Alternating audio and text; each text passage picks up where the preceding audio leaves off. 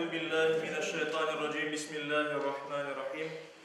Elhamdülillahi rabbil alamin ve salatu vesselam ala rasulina Muhammed ve ala alihi ve ashabihi ecmaîn. Amma ba'd. Sayılı cemaat-i müslimin, mübarek cuma günü hepimiz için hayırlı mübarek olsun. Allah-u Teala yapacak ibadetlerimizi kabul makbul etsin inşallah. Bugünkü vaazımızın mevzusu manevi dünyamızda yükseltken Ramazan ayı degen manada. Elbette bundan evvelki vaazlarda Ramazan'a kırış, Ramazan ayı hakkında laflar alıp barılgan edi. Şimdi ise bu mübarek ayının manevi tarafı hakkında birkaç söz etmeyi isteyim ben. İlk evvela bilgeniniz daim Ramazan ayında oruza tutmak bütün Müslümanlar için farzdır. Yüce Rabbimiz özü Kur'an-ı Kerim'de bizge bunu emir etken, emir şeklinde buyurgan ve Kur'an-ı Kerim'de Bakara suresinde 183'ten 185. ayetine kadar Ramazan ile alakalı ayetler var. Ular böyle sözlerine başlayın. Estaizu billah. Ya eyyühellezine amanu, ey iman etken kimseler, inanganlar, kutibe aleykumus siyamu kema kutibe alellezine min qablikum leallekum tettekun. Sakınırsınız deyip sakınırsınız umutinen sizden evvelkilerge Ramazan'da oruza tutmak farz etilgeni dayin sizge de aynı şekilde farz etildi, yazıldı. Ve devamında buyurular eyyamen ma'dudat, belli bir günlerde ve belli günlerde geldi işte Ramazan ayı kast edilmekte. Bu nöbetteki ayette açıklanan. Yüce Rabbimiz buyurar ki şehru Ramazan ellezî unzile fîhil Kur'an. Bu Ramazan ayı öyle bir aydır ki o ayda Kur'an-ı Kerim nazil oldu, yani indirildi. Hudel linnâsi ve beyinâti minel huda vel furqan. Bir hidayet olarak, doğru yolunu göstergen kitap olarak ve doğrunu, bir de doğrunu yamanlıktan ayırgan bir kitap olarak sizge açıklagan bir kitap olarak yollanıldı. فَمَنْ شَهِدَ مِنْكُمُ الشَّهْرَ فَلْيَصُمْ. Sizde bir kimse bu ayga yetse, aynı görse, aysa oraza tutsun deyip emir şeklinde bizge buyurular. Buna göre biz deyimiz ki oraza tutma her birimiz için, bütün Müslümanlar için farzdır. Ve en sonunda da Yüce Rabbimiz bu aynen alakalı böyle sözlerini aytar. Yuridullahu bikumul yusr. Allah sizler için kolaylık, yengillik isteyir. Ve la yuridu bikumul usr. Sizler için ağırlık istemeyir. Ve litukmilul idda. Ve siz o günlerini, o müddetini tamamlanız. Ve litukabbirullaha ala ma hadakum. Ve Allah sizge bergenizde göre sizni doğru yolga alıp barganına göre siz onun buyuk olganını aytınız. Buyuk olduğunu aytmanız için Ramazan ayı sizge farz etildi. وَلَعَلَّكُمْ تَشْكُرُونَ. Belki de siz şükür etkenlerden olursunuz diye Yüce Rabbimiz Kur'an-ı Kerim'de. Elbette Ramazan ayında oruza tutmak farzdır. Ve bu Kur'an-ı Kerim'de böyle bizge anlatılar. Peygamberimizin hadislerinde de bizge böyle anlatılar. Ama biz maneviyatla alakalı olarak birinci bilgilerini, birinci işaretlerini Kur'an-ı Kerim'in işte bu ayetlerin özünde görüp olamaz. Niçin Ramazan ayı mübarek bir aydır? Çünkü Kur'an indirildi. Ve Ramazan ayında da bizge bir ağırlık olsun deyip Allah-u Teala orada tutmuş bizge buyurmadı. Yok, bizni temizlemek, daha da yaxşı yapmak için Ramazan ayında bizge hayır tilip oruza tutmağa Yüce Rabbimiz bizge emir etti. Ki biz oruza tutsak daha da güzelliklerge yol algan olacağımız elbette. Şimdi biz aytamız ki Ramazan ayı manevi dünyamızı yükselti elbet deyip aytamız. Ama manevi dünyamız degende biz neni kastetimiz? Ne hakkında laf etimiz? İlk evvela maneviyat degende yani bu bizim içki dünyamız. Yani yüreğimizde olan şeyler. Buna biz maneviyat deyip aytamız. Onun yükselmesi mümkün ya da aşağı inmesi mümkün. Ne vakit maneviyatımız, içki dünyamız, ruhi alemimiz yükselir. O vakit ki bizim yüreğimizde yaxşı fikirler, niyetler olsa, bir yarama niyetler, bir şeyler, yani günah işlemek gibi niyetler olsa, günahların işlenmesi o maneviyatımızı kırletir. Ve aksine sevap işlemek, hayırlı işler yapmak bizim maneviyatımızı yükseltir. Dinimizin elbet aspektleri var degenimizden. Bir tışkı görünüşü var, tışkı şekli var, bir de içki şekli var. Tışkı şekli degenimizde bu ibadetlerin özleri nasıl yapılır? Mesela biz bilemiz ki namaz kılganda biz belli hareketlerini yapamız. Kullarımızı kaldırıp Allahu Ekber'de bağlayımız, sonra rükû etemiz, sonra secde etemiz. Bu namazın şekli. Aynı şekilde oraza ibadetinin de şekli var. Yani biz aşamayımız, içmeyimiz, cinsi münasebetten uzak olamız. Evet, bu orazanın dışkı şekli. Ama orazanı oraza yapan bu değil. Orazanı oraza yapan, namazını namaz yapan, başka ibadetlerini ibadet yapan niyettir. Yani içki dünyamızdaki bizim isteklerimiz, nasıl niyetlimiz bunu yapamız? Ve aynı şekilde maneviyatla alakalı olarak Ramazan ayında da biz maneviyatımızın yükselmesini istersek elbette birinci derecede niyetlerimizge bakmak gerekmez. Ancak aşamaktan, içmekten, cinsi münasebetten vazgeçmek için değil de en mühimi, niçin biz bunu yapamız? Niçin biz bunu yapamız? Biz hep Müslüman olarak elbette ki Allah-u Teala'nın razılığı için bütün işlerimizi yapmaya tırışmak gerekmez. Ancak bu şekilde ibadetlerimiz ibadet olur ve kabul makbul olur inşallah. Şimdi maneviyat dediğinde şimdi başka şeyini koz etmek gerek.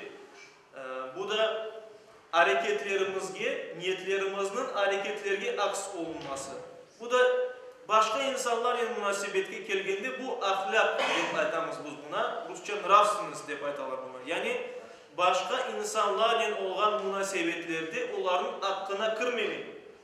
Ve umuman da hiçbir kimsenin şu cümleden Allah'ın hakkına da kırmamak. Namaz kılmamak ya da orada tutmamak bu Allah'ın hakkına kırmak olan. Çünkü Allah bizi yarattı ve bizde bazı istekleri var. Onun hakkıdır. Onu yerine getirmesek demek ki biz onun Allah'ın hakkına kırıyoruz. Bu da güzel ahlak değildir elbette. Aysa maneviyatın yükselmesi için ahlakımızı da düzeltmek gerekmez.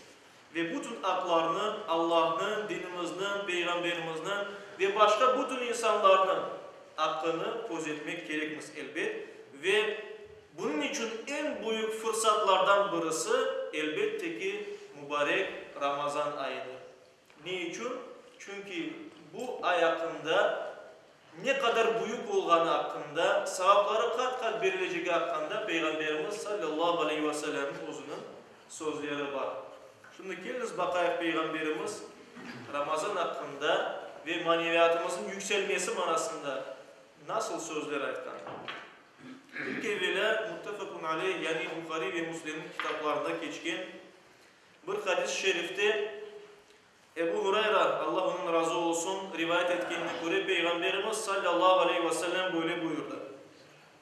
Allah'ın adından laf edip yani kutsi hadis olarak Allahu azze ve celle çok büyük olan azamat sahibi ve celil olan Allah-u Teala böyle buyurar. Kullu amal ibni Adam lehu yani insanın Adem oğlunun yani insanın yapkan bütün amelleri, yapkan bütün işleri onun içindir. Yani yapsa hayırlı bir iş ozu için yapar. Yapsa yaman bir iş ozu için yapar. Onun günahını cezasını koyacak elbette. Ama devamında buyurar Allah-u Teala. İlla sıyam ancak oraza bundan istisnadır. فَاِنَّهُ لِي ve gerçekten oraza tutmak benim için tutuladı. Allah-u Teala. وَاَنَا اَجْزِي بِهِ ve ben onun mükafatını vereceğim diye Allah-u Teala. Bunda şunu kaydetmek gerek sayılı cemaat. Elbette birçok ibadetler var. Onların şekilleri başka insanlar tarafından korunabilir. Mesela biz cuma namazına geldik ve herkes koruyor, biz cuma namazını kılıyoruz. Ama oraza gibi bazı ibadetler, onların insanı yapıp yapmağını anlamak mümkün değildir. Bu ancak insan özü ve Allah bilir. Yani bu gizli bir şey, gizli bir ibadettir. Çünkü insan ben oraza tutam aytar ama barar başka bir yerde bir şey aşar içer, bir kimse de bunu bilmez ondan ve Allah'tan gayrı. Ve bu ibadet gizli olduğu için onu sadece Allah bilir. Ve Allah bilgeni için de mükafatını mutlak ki ozu verecektir bu büyük ibadetine. Bizim dinimizin direklerinden birisi, temellerinden birisi olan ibadet. Devamında da Yüce Rabbimiz hadis-i kutsi'de böyle buyurar: وَالصِّيَامُ جُنَّةٌ Oraza tutmak, oraza bir kalkandır. Korçalayıcı bir kalkan. فَاِذَا كَانَ يَوْمُ صَوْمِ أَحَدِكُمْ Sizlerden bir kimse oraza tutsa, oraza tutkan konu olsa فَلَا يَرْفُث O kimse sövünmesin. وَلَا يَسْخَبْ Ve bir kimsenin davalaşmasın, kışırıklaşmasın. فَاِنْ سَبَّهُ اَحَدٌ Onu bir kimse sökse اَوْ قَتَلَهُ Ya da onun dövüşmeye istese, vuruşmaya istese فَلْيَقُلْ اِنِّي صَائِمْ Aytsın ben oraza tutam. Bunda daha bir mühim bir şey gözde tutular. Niçin biz orazanın bir kalkan olduğunu aytamiz? Çünkü o bizni elbette günahlardan korçalar. Ve böyle etip eğer biz orazalı olganda men orazalım deyip hiçbir türlü fitne fesat yerlerge karışmasak, bir kimsenin dalağa kırmasak, o bizni günahlardan elbette ki korçalar. Ayet hadisin devamında, hadis-i kutsi'nin devamında Allah-u Teala buyurar: "Lis-saimi farhatan." Yani oraza tutkan kimse için iki sevinç var. İki sevingen vakti var. Ve devamında buyurar: "İza aftara fariha." Yani iftar etkinde, bütün gün oraza tutkandan sonra iftar etkinde sevinir ki Allah'ın ona bergen vazifesini yerine getirdi. Ve iza laqiya rabbahu ve Rabbini görgende, karşılaşkanda ki biz bilemiz cennete müminler Rabbini görecekler. Fariha. Yani ikinci kere o vakit sevinir. Yasumuhu. Yani oraza tutkanı için de buyuruyorlar. Demek ki iki sevinci var ve ikincisi de Rabbinden mükafat alganı vakit olacaktır. Bu hadis-i şerif Bukhari ve Müslim'de geçiyor. Müslim'in kitabında ise ilave olarak böyle sözler geçiyor bu hadis-i şerifte. Kullu amal ibni Adam yuda'af. Yani Ramazan ayında insanın yapkan bütün hareketlerin karşılığı kat kat verilir. El hasanatu bi aşri amthaliha ve bir hayırlı iş için, bir sevaplı iş için onun sevabı 10 kat verilir. Değil Allah-u Teala. İlâ 700 yadaf ve 700 katına kadar bu artması mümkün değil. Yüce Rabbimiz Kur'an-ı Kerim'de aysa özümüz görüyoruz ki ne kadar da mübarek bir vakittir. Ramazan ayı mübarek bir mevsim. Yapkan hayır işimizin birisi yerine sanki 10 ya da 700 ya da belki daha da ziyade böyle iş yapkanımız daim sevap verilmesi mümkündür. Aysa elbette ki biz bunu bilip değer verip Ramazan ayında mümkün olduğu kadar hayırlı işler yapmaya tırışmak gerekmez. Kur'an-ı Kerim'de emir var elbet hayırlı işler yapmakta yarışınız, aşkınız ve bu mübarek vakitte bunu daha ziyade yapmak elbette ki bizim kârımız olacaktır. Maneviyatımız elbette takvanın ölçülür.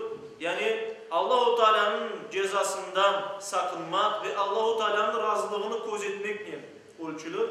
Ve ona göre de Peygamberimiz sallallahu aleyhi ve sellem'in Ramazan'ın bereketi ve fazileti hakkında laf yükselttiğinde cehennem ve cennet hakkında da Ramazan kontekstinde birkaç söz aytkan. Mesela iki hadis-i şerif getirsek, İkisi de Bukhari ve Müslim'de geçen hadisler.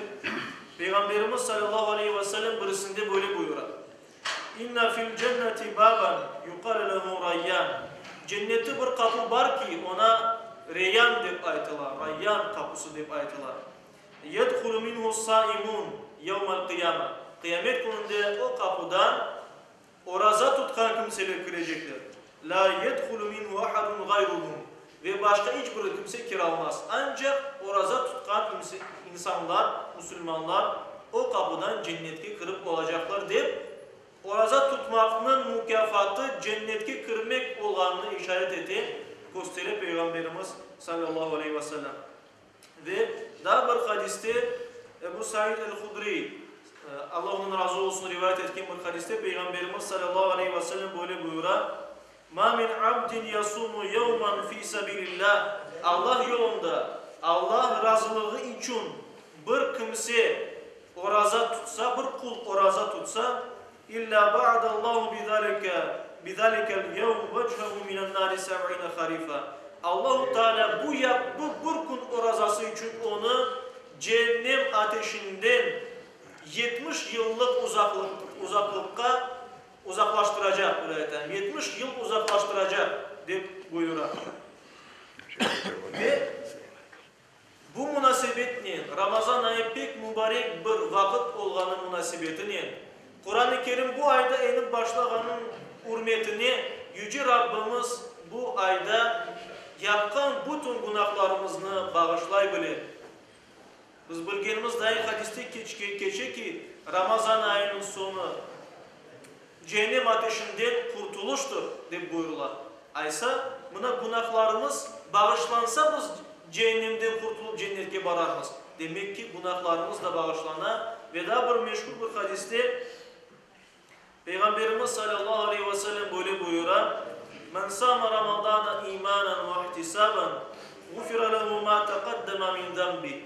Eğer bir kimse Ramazan ayında Ramazan orazasını iman etip ve savabını Allah'tan umut etip tutsa onun yapkan bütün günahları bağışlanır. Diğer hadislerde keçe ki kunduzları oraza tutsa ve geceleri de namaz kılsa, teravih namazında kastedilir. Allah-u Teala onun yapkan bütün günahlarını bağışlar diye buyurlar. Aysa buna bizge bir fırsat, buna bizge bir çare yapkan günahlarımızdan ki her birimiz az mı çok mu günah yapamız, kurtulmakın çaresi buna Ramazan ayında. İşte Ramazan ayını değerli bilip mümkün olanı kadar hayırlı işler becermeye gerekmez. Ve elbette ki Peygamberimiz bizge bunun için en güzel bir misaldir. Başka bir fırsat budur ki saygılı cemaat. Her bir insanın düşmanı var. İki büyük düşmanı var. En büyük düşmanı insanın öz nefsidir. Yani insanın öz egosudur. Onu yamanlıklara alıp vargan nefsi ayta ki ben buna bunu isteyeyim, onu isteyeyim, yaxşı yaşamak isteyeyim, daha ziyade para olmasını isteyeyim ve başka sayre birçok şeydir. Başka insanda bak ne kadar güzel şey var, ondan alsam mevdi olsa ne kadar yaxşı olur deyip ayta bizge nefsimiz. Çok şeyler isteyip aram ve ilahını koz etmeyin. En büyük düşmanımız. Ama başka bir düşman da var, o her bir insanın öz şeytanı var ve şeytan da insana vesvese verir ki bak bu şey senin için yaxşı olur günahlarga işaret edip Kur'an-ı Kerim'de buyurulğanı dair bu dünyanı bizge zinetlendirir, güzel göstermeye tırışa, aram şeylerinde ve ona göre insan güzel korup kimerde günahlarga dalabilir. Ama bu yaptan günahları insanın yüreğinde iz kaldırar. İnsanın yüreğinde kara lekeler, noktalar kaldırar. Ve bu yüreğimiz kapkara olması mümkün. İnsan yaxşı şey nedir, yaman şey nedir artık anlap olamaz. Ve belki de Allah korçalasın, o imanını kaybetmesi mümkün. Bir insan imanını kaybetti mi onun işi bitti. O bu dünyada ne kadar hayırlı şeyler yapsa da o sevabı olmayacak. Ve bu insan cehenneme varacak. Ebediyanda kalacak. Bu dünya imtihanından geç almaz. Aysa imanımızı korçalamak gerekmez. ve yaxşı işler becerip yapkan günahlarımız olsa da yaxşı işlerin onlarını silmeye elbette tırışmak gerekmez. Ve bilmek gerekmez ki Ramazan ayı öyle büyük bir ay ki biz bu yürekte olan günahlarımızın izlerini silebiliriz. Ve biz bu ayda büyük düşmanımız şeytandan uzak olamaz. Şeytan bizge tesir edip olamayız. Çünkü Peygamberimiz sallallahu aleyhi ve sellem o hadislerin birisinde böyle buyurar.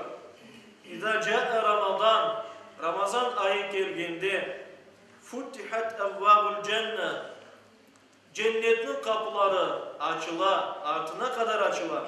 Ve gullikat evvabun nar, ve ateşinin yani cehennemin kapıları kapatıla. Ve suffidatis şeyatin, ve şeytanlar da baylana, zincirlerle baylana. Ve bizge tesir etmeyiz. Sadece bir nefslerimiz kalar. Ve bu bizge bir çare nefslerimizin yenmege, bu bizge bir çare maneviyatımız için hayırlı işler yapmaga, öz nefsimizni yenmege. Çünkü her bir insanın en büyük gayesi bu dünyada Allah'ın razılığına etmek için ona yamanlıklarga çağırgan nefsini yenmektir. İşte maneviyatın en esas yükselmesi için en esas olan şey nefsimizin yenilmesi. Bunun çaresi ise Ramazan ayında bizge verilmektedir. Ve Peygamberimiz sallallahu aleyhi ve sellem pek güzel şekilde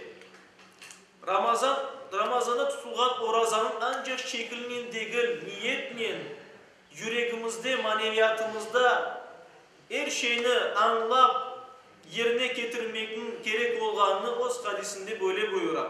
Ebu Hureyre rivayet etken ve Bukhari'de geçkin bir hadis-i şerifte Men lem yeda' kavle zur vel amele bih, kim yalan sözünü ve yalanla amel etmekini taşlamasa فَلَيْسَ لِلّٰهِ حَاجَةٌ فِي اَيَّدَعَ طَعَامُهُ وَشَرَابُهُ, Allah'ın bu insanın aşamakını içmekini taşlamasının hiçbir ihtiyacı yoktur. Yani Allah'a gerek mi? Biz aşasak da aşamasak da Allah-u Teala için fark etmez. Bu biz özümüz için bunu yapamaz. Savap kazanmak için. Aysa Ramazan'da tutkan orazamızın bozmamak için ve maneviyatımızı yükseltmek için biz ancak orada tutmak değil de yani oraza tutmak gerekmez ama oraza tutmak ancak aşamaktan içmekten vazgeçmek değil, cinsi münasebetten vazgeçmek değil. Oraza emdi bütün yamanlıklardan, yalanlardan, o şekillerden, başka kimselerin hakkına kırmaktan de uzak olmak demektir. Oraza özümüzü çekmek demek. Bütün aram olan şeylerden de çekmek, bunu içine girmektir. Ve elbette maneviyatımızı yükseltmeyi istesek, Ramazan ayını kıymetini bilmeyi istesek, biz Ramazan ayında başkalarını da düşünmek gerekmez. Ancak özümüzün değil, başkalarını düşünmek gerekmez. Ve bunun için en güzel numunemiz Peygamberimiz Muhammed Mustafa sallallahu aleyhi ve sellem. İbn Abbas, Allah ondan ve babasından razı olsun, böyle buyurar. Kâne Resulullah sallallahu aleyhi ve sellem ecveden nas. Peygamberimiz insanların en cömert olanıydı. En cömert olanı, eli açık olanıydı. Ve kâne ecvedu ma yekunu fi Ramazan. En cömert olan vakti de Ramazan ayıydı. Hine yelqâhu Cibril. Ki o bu vakitte Cebrail aleyhisselam'ın kuruşuydu. En büyük melekler. Ve kâne yelqâhu Cibrilu fi kulli leyletin min Ramazan. Cebrail aleyhisselam ise Ramazan ayının her bir gecesinde Peygamberimizle konuşuydu. Feyudarisuhul Kur'an ve ona Kur'an okutaydı, Kur'an öğreteydi. Fele Resulullah sallallahu aleyhi ve sellem hine yelqâhu Cibril ecvedun bil hayr min rihil mursalat de buyurular hadiste. Peygamberimiz sallallahu aleyhi ve sellem ise Cibril onun yanına geldiğinde yani Ramazan ayının hepsinde hayır işlemekte, savaplı işler yapmakta, başka kimselerge de sadaka vermekte ve başka bütün ibadetlerini yapmakta daha cömertlidir, hayırlarını getirgen, yani yağmur bulutlarını getirgen bir yerden daha da cömert olan eder. Ve hayır işler becermekten daha bir yolu Ramazan ayında elbette ki en büyük vaciblerden birisi orada tutmak, teravihlerini kılmakla beraber bu iftar vermek, başka kimselerini aşatma, orada insanlarını aşatma. Bu ayda biz özümüz de orada tutsak, başka kimseler de orada tutsa, onlarını bir adamını, iki adamını, birkaç adamını ne kadar olsa olsun çağırsak ve onlarını aşatsak, büyükten büyük sevap kazanırız. Peygamberimiz sallallahu aleyhi ve sellem bu sevap hakkında böyle buyurdu. Men fattara saiman, kim orazalı bir kimseni iftar ettirse, yani ona iftar verse, كَانَ لَهُ مِثْلُ اَجْرِهِ غَيْرَ اَنَّهُ لَا يَنْقُسُ مِنْ اَجْرِهِ الصَّائِمِ شَيْءٌ. O orazalının savabından hiçbir şey eksilmeyen, oraza tutkan kimsenin savabı kadar ona savab koşulur, verilir deyip Peygamberimiz sallallahu aleyhi ve sellem bizge buyurgan. Aysa tırışayıp ve bu mübarek vakitte orazalı kimselerini de iftarga çağırıp bir adam olsun, iki adam olsun, ne kadar olsa olsun onlara da iftar vereyim. Vel asıl saygılı cemaat-ı muslimin, bu mübarek Ramazan ayını biz bir vesile bir fırsat bilip bu ayda günahlarımız bağışlanan bu ayda ve her bir hayırlı işin savabı kat kat verilgen bu ayda, şeytanlar bağlanan bu ayda öz maneviyatımızı yükseltmek için fırsatlar arayıp, tırışayıp, hayırlı işler mümkün olanı kadar ziyade yapayıp, Yüce Rabbimiz bu mübarek ayın sonuna kadar yetmege, mümkün olanı kadar sağlıklı işler becermege ve beraberce Oraza bayramı gününde bayram namazını kılmağa hepimizge nasip etsin. Allah-u Teala her birimizge amallık nasip etsin. Allah razılığı için lillahi teala'l-Fatiha.